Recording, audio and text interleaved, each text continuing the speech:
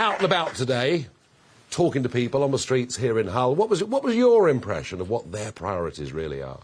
Well, Nigel, Partygate, initially, people were shocked, saddened, annoyed. You know, they've given up things like weddings, funerals, parties, important moments. Family Christmas. Family Christmas, definitely. Yeah. And they were frustrated that, you know, the government aren't following the rules that they put in place themselves. But now, speaking to people on the streets of Hull, they've heard enough. They want to focus on the cost of living. That's what's hitting their pockets, heating or eating. And I spoke to some people. I think we've got some clips to let's play. have a look. Let's have a look. Out of interest a bit. Yeah, it's just the time has passed. I feel miffed still, but I think the focus has maybe moved to somewhere else now.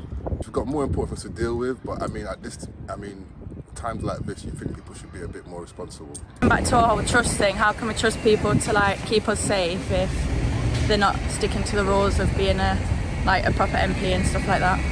No, I'm not interested at all, because I think there's far more serious things in the world going on than whether somebody's had a party or not. I think it's burnt out now. I think it's gone on far too long, and it really needs to be put to death. Good on them if they get caught, but people in it, there's not queerer than folk. Hypocrites, and the fan isn't enough. Just double standards. That's about it. I'm going. They shouldn't do it. We know that they shouldn't do it, but they have done it. But move on now, because I mean, you can't just keep going on about the same thing, because nothing's going to change, is it? You know what I mean? Well, either way, Anna, whatever those responses, it isn't going to go away. Partygate is going to keep coming back over the course of the next weeks, maybe even months, and we've got the Sue Gray report to come and all the rest of it. Politics in Hull. Fascinating, isn't it? Massive Leave vote, yet they still vote for Labour MPs, who were Remainers. And then they put back in charge of the council with their wonderful cycle lanes and many other great ideas.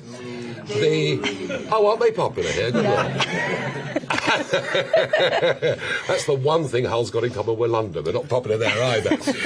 But the Liberal Democrats, the most Remain or even rejoin party, now back in charge of the council here. Is that because, and there's not a single Conservative now sitting on the local council. So have Labour done so badly in these local elections, or relatively badly in these local elections here, because there's a feeling they've been there too long, they're too complacent? What was it that pushed that Lib Dem vote?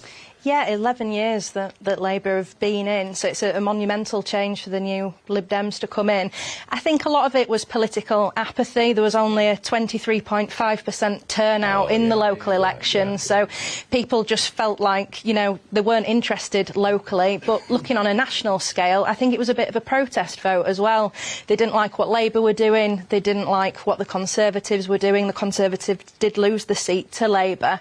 And yes, cycle lanes definitely played into a lot of it as well, the congestion in the area. Well, Anna, thanks ever so much for being our Yorkshire and Humber reporter, and I'll be back here before too long to see you again. Thank you. Thank you.